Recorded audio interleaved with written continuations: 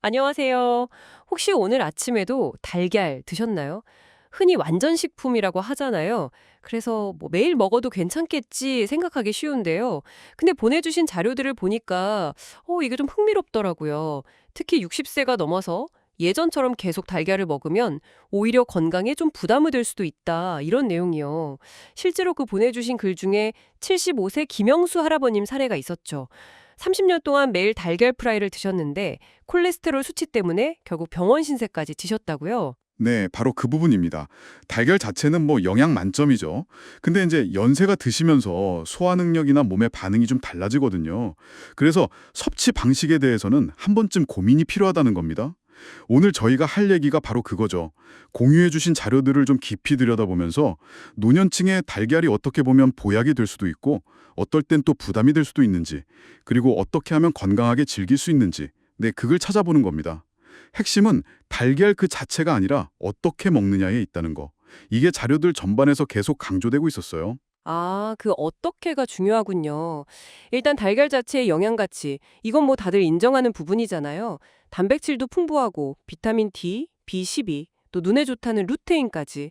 근데 아직도 노른자는 콜레스테롤 덩어리다 이런 생각 때문에 좀 망설이는 분들이 계신 것 같아요. 이 부분 자료들에선 어떻게 설명하고 있나요? 네, 아주 중요한 포인트인데요. 노른자에 콜레스테롤이 있는 건 맞아요. 맞는데 보내주신 연구 자료들을 보면요. 음식으로 먹는 콜레스테롤이 혈중 콜레스테롤 수치를 직접적으로 막 급격하게 높이는 주범은 아닐 수도 있다. 이렇게 지적하는 게 많아요. 오히려 노른자에는 레시틴이나 콜린처럼 뇌 건강이나 세포 기능에 꼭 필요한 영양소들, 흰자엔 없는 것들이죠. 그런 게 풍부하다는 점도 강조하고 있고요. 결국 문제는 콜레스테롤 그 자체가 아니라 뭐랄까 너무 많이 먹거나 아니면 좀 건강하지 않은 조리 방식으로 먹는 거, 그게 문제라는 거죠. 그렇군요. 그럼 이제 건강하게 먹는 방법 첫 번째는 뭘까요? 자료 보니까 아침 공복에 바로 달걀부터 먹는 건 좀 위에 부담될 수 있다 이런 내용이 있던데요. 아까 그 사례처럼 뭐 삶은 달걀 2개 드시고 속 쓰리셨다는 분처럼 실제로 그런 경우가 있나 보네요. 정확합니다. 특히 이제 60대 이상 되시면 소화액 분비가 좀 줄어드는 경향이 있거든요. 그래서 아침부터 고단백 식품인 달걀을 바로 소화시키기가 좀 버거울 수 있어요. 그래서 자료들에서는 달걀 먹기 전에 따뜻한 물 한 잔으로 위를 좀 부드럽게 달래주거나 아니면 찐 고구마 같은 거 좀 부담 없는 음식을 먼저 먹어서 위장을 좀 준비시켜라 이렇게 권장하고 있어요. 찬물은 오히려 위를 좀 긴장시킬 수 있으니까 피하는 게 좋고요. 그리고 천천히 잘 씹어 먹는 습관도 중요하다고 하고요. 아, 위장 준비. 이것도 중요하군요. 조리법 내기도 되게 흥미로웠어요. 그 보내주신 사례 중에 83세인데도 혈관 나이는 60대 유지하시는 최할아버지 비결이 매일 드시는 반숙란 하나였다면서요. 이게 정말 그렇게 큰 차이를 만드나요? 네, 조리 방식이 소화 흡수율이나 영양소 보존에 생각보다 큰 영향을 미칩니다. 자료에 따르면요, 한 6분에서 7분 정도 삶아서 노른자가 좀 촉촉한 상태, 그러니까 반숙일 때 영양소 파괴도 적고 소화도 제일 잘 된다고 해요. 후라이를 할 때도 기름 좀 적게 두르고 약한 불에서 부드럽게 익히는 편이 좋고요. 반대로 노른자까지 완전히 익히거나 아니면 바삭하게 튀기면 그 과정에서 콜레스테롤이 산화되고 단백질도 변성돼서 소화 부담이 커질 수 있다는 거죠. 실제로 그 김할머니 사례처럼 노른자를 완전히 익혀 먹기 시작하고 나서 소화 문제를 겪었다는 그런 내용도 있었고요. 아, 그렇군요. 진짜 조리법 하나 차이가 크네요. 근데 정말 의외였던 건 같이 먹으면 안 좋은 음식 조합이었어요. 오렌지 주스나 녹차, 심지어 두유까지 피하는 게 좋다고 나와 있어서 좀 놀랐거든요. 이건 왜 그런 건가요?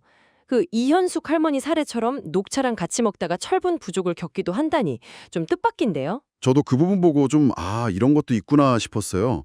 자료에 따르면요, 오렌지 주스에 있는 구연산 성분이 달걀 단백질 응고를 좀 촉진해서 소화에 부담을 줄 수 있고요. 또 녹차의 탄닌 성분은 달걀 속 철분 흡수를 방해할 수 있다고 합니다. 두유의 트립신 억제 성분도 달걀 단백질 소화를 좀 더디게 만들 수 있다고 하고요. 그래서 자료들에서는 달걀 먹고 나서 최소 1시간 정도는 좀 간격을 두고 이런 음료를 마셔라 이렇게 권장하고 있어요. 달걀이랑 잭을 잘 어울리는 건 역시 뭐 따뜻한 보리차나 미지근한 물, 네, 그런 거라고 하네요. 와, 정말 알아둘 게 많네요. 나이대별 건잔 섭취량도 자료마다 조금씩 다르긴 했는데 그래도 대략적인 가이드라인은 있었어요. 그죠. 50대는 하루 한두 개도 괜찮지만 콜레스테롤 수치를 좀 주기적으로 확인하고 60대는 하루 한 개 정도, 이왕이면 활동량 많은 점심때가 좋고 70, 80대는 소화 부담 줄이기 위해서 주 3, 4회 한 번에 한 개씩 부드럽게 조리해서 먹는 편이 낫다. 뭐 이런 식으로요. 네, 연령뿐만 아니라 개인의 건강 상태를 고려하는 게 핵심입니다. 고혈압이나 고지혈증 같은 기저질환이 있다면 주 3회 이내로 좀 줄이면서 몸 상태를 주의 깊게 살피는 게 좋고요. 또 간 기능이 좀 안 좋으시다면 콜레스테롤 대사에 부담이 덜한 흰자 위주로 드시는 것도 고려해 볼 수 있습니다.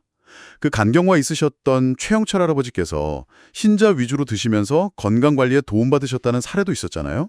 결국 보내주신 자료들을 쭉 종합해보면 달걀을 뭐 무조건 피할 필요는 없지만 나이가 들수록 첫째, 먹기 전에 위장 준비하기, 둘째, 부드러운 조리법 선택하기, 셋째, 함께 먹는 음료랑 시간 간격 두기, 넷째, 내 나이랑 건강 상태에 맞게 양 조절하기. 이 네 가지가 핵심인 것 같네요. 아, 그리고 근육 유지나 면역력에 중요한 단백질 공급원이라는 점도 잊지 말아야겠고요. 바로 그겁니다.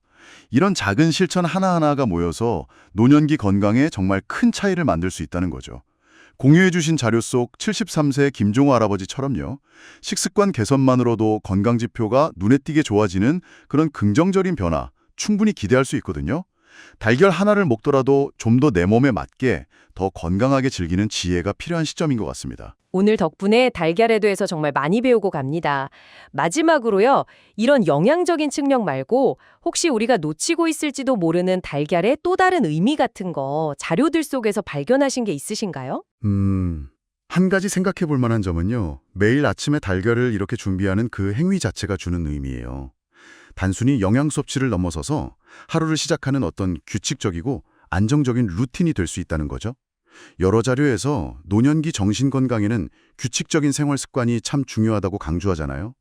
어쩌면 이 소박한 달걀 하나가 뭐랄까 당신의 일상에 그런 안정감을 더해주는 작은 닷 같은 역할을 해줄 수도 있지 않을까? 네, 그런 의미를 한번 생각해 보시는 것도 좋을 것 같습니다.